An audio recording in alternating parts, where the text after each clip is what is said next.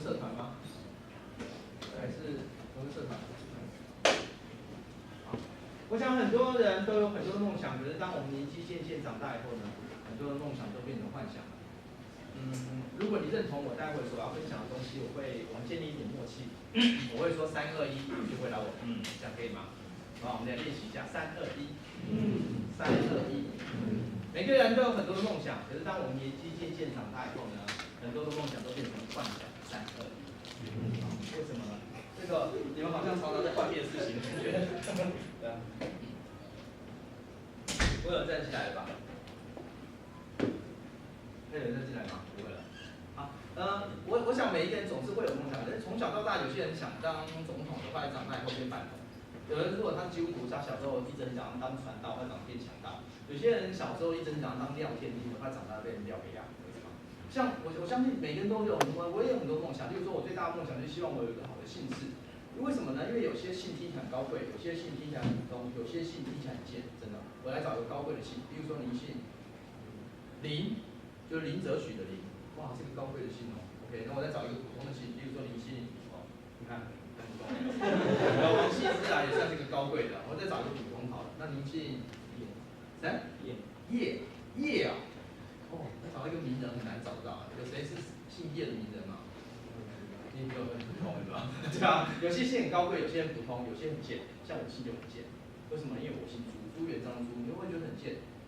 不会吗？哇，你们人很好。因为走在路上，别人会叫我朱先生，嫁给我叫朱太太，生个小孩叫朱仔仔，为什么？我从小到大有很多的外号在我身上，猪头皮啊、猪血糕、猪大肠啊，从来没有一个人正式能够叫我的名字，所以我很讨厌我姓朱这个事实。有些人跑去问我爸爸说：“爸爸，我为什么会姓朱呢？”我爸爸开始想，他就问他爸爸，就跑去问我爸爸的爸爸说：“跑去问我爸爸的爸爸说：‘爸爸的爸爸，我为什么会姓朱呢？’我爸爸的爸爸就开始想，他就问他爸爸，跑去问我爸爸的爸爸的爸爸说：‘爸爸的爸爸的爸爸，我讲会不会太快啊？’会啊。没关系，那我可以讲，我爸爸一直讲到6点，就明天6点，对吧？我爸爸的爸爸的爸爸就是过世了，我已经问不到，姓朱就只能接受，姓朱就算了，我的名字也不好听，我的名字叫永祥，永远的永，吉祥的祥，会不会觉得很恶心？不会，哇，你们真是还是你们已经没有反应了，对吧？对啊，只有2种人，一种是反应很大，一种是没有反应，没有反应就是管你姓什么，对吧？关我屁事，对吧？这发生什么事情？然后他自己时间到会休眠。OK。我的名字比较有趣的永祥，永远的永，吉祥的祥，因为就不会觉得很有趣吗？我距离往南这个城市往南大概300多公里有一个城市叫高雄。我每次在那边演讲的时候呢，一讲到我的名字，然后他们看下面就有窃窃私语，然后开始偷笑。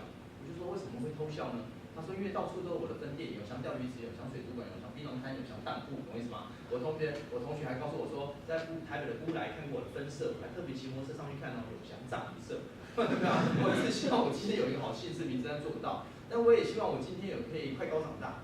对很多男生来讲，总会希望自己快高长大嘛。特别是男孩子，懂我意思吗？因为他如果今天能够高一点，总之好像可以追到一些比较漂亮的一点的女孩子，不知道为什么。那我为什么那么期待自己可以快高长大呢？原因是因为我从国小、国中到高中，整整12年的时间都是1号。在我们那个年代是按照身高排座位的。我一直到高中3年级的时候才开始到这个身高。我其实现在也不太高，懂我意思吗？那你可以想象我在用12年的时间，大概是150几公分。我又稍端，又瘦又干又小又扁，懂我意思吗？又黑黑的。然后呢，我想问一下，你大概多高？17。你再讲一次。17多少？9。你现在可以出去了。那你呢？你大概多高？靠，你们这个学校怎么回事啊？男生后面我走，我一定要找个矮的。你呢？我178。是怎样？但这个叫做178俱乐部吗？就是大家都是178哎。而且你在什么时候开始发育？国中吧。你看，更讨厌这种人。你知道为什么吗？因为我同学也差不多大概这种，他国中的时候开始渐渐发育，然后又开始一下子到17多，然后我还在150，懂我意思吗？然后我同学个个都比很高，然后我最讨厌他就是他在到国中的时候呢，还喜欢这个把第一个裤子解开，露出他满满的胸毛，然后低着头对我说：“朱永祥，下面空气怎么样？”我说：“很污浊，怎么样？”对吧？永远不能了解那个身高矮的人的痛苦。我一直很希望可以有了好的名字姓氏，但是没有办法。我希望可以快高长大，好像也很难做得到。那我一直也希望有一天，只要是学生，凡是学生总会期待自己有一天可以领个奖吧。我一直为什么那么想要领奖呢？是因为跟我家家庭有关系。我家有一个房间，就从这个墙一直到这个地方，大概就这么大一点，是专门放我们家奖杯、奖牌跟奖状。你知道在台北市哦，有一个房间不是拿来住人的哦，是拿来放奖杯、奖牌、奖状的，你就知道这有多夸张。为什么呢？原因很简单，是因为我妈妈是这个游泳教练，她又是救生员。然后他民国77年的时候呢，还参加世界杯的健美小姐比赛，拿到世界杯的羽量级的第3名，对不起，第1名。他每一次出去比赛呢，游泳，一直到现在已经70多岁了。然后台湾颁给他一个奖状，叫做这个，因为他到现在70几岁都还是台湾铁人3项的现役选手。你现在知道吗？这铁人3项是什么？知道吗？就骑自行车、跑步加游泳。他现在还是现役选手哦。台湾政府颁给他一个奖状叫永远的铁人。我妈妈每一次出去比赛回来，我都不用问她说娘你得第几名，一定都拿金牌。你知道吗？那个房间专门就放她的奖杯、奖牌跟奖状的那个金牌房间。她每一次出去，我们家金牌多到什么程度，你知道吗？多到我们家的风铃是用金牌做的，你可以相信吗？就已经多到那种程度。然后我爸爸是乒乓球高手，然后我弟弟是资优生，我是个大咖。我一直都很想要得奖，但一直都得不到。一直到我国中3年级毕业的那一天，我终于得到我人生当中第1张奖状。猜猜看什么奖？我们是同学吗？你怎么那么快就打出来了？对，没错，全勤奖。我那天到一个学校演讲，他就说我得的是毕业证书。那我说我国小6年级就得到了，懂我意思吗？对，全勤奖。那天训导处报告，训导处报告，306班朱水祥，请到训导处来。我同学说叫你嘞，我说我叫朱永祥哎。他说全校就一个姓朱的，又在306班，肯定是你。我说他刚刚报告是朱水祥，我是朱永祥，差这么多。后来我还是去了嘛，因为全校就我一姓朱的，又在那个班级，我就去了。我拿我人生当中第1张奖状，连名字都错了，你知道为什么吗？因为泳少掉1点跟1横就变成水，有听懂吗？我带了我人生当中第1张奖状回家，拿给我妈妈说：“妈，你看，你大儿子得的第1张奖状，连名字都错了。”我妈还把它裱起来，放到那个奖杯设正中央。我在想什么？他想昭告天下说，他儿子得的第1张奖状，连名字都错了。那我想每一个人都有很多梦，但是我好像每一次的梦想总是会幻灭。但是好像有一个梦想是每一个人都会有的，不管你有什么梦想，就是希望有一天你可以赚大钱，对不对？你不要告诉我说，我从小就希望可以过苦日子，对不对？我到目前为止演讲大概超过几千场，我还遇到上万人，10几万人，大概没有人告诉我说他从小的梦想就是要当一个很穷的家伙，大家都想要当有钱人。目前到为止，我们大概认识差不多有6分钟的时间了。那6分钟除了可以呼一声，还可以认识我朱永祥这个人。你觉得到目前为止？有听过我演讲的请举手，没有哦，太好了，我最喜欢对没有那种听过演讲的人。到目前为止，你觉得我大学应该是读什么样的科系？就看我的样子，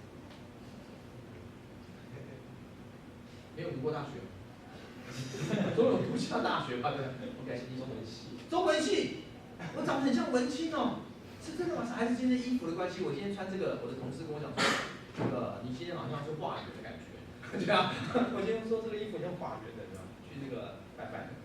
好，我长得像，我第一次有说我长得像文青呢，好难得。还有呢，你看我的样子，觉得我大学应该读什么？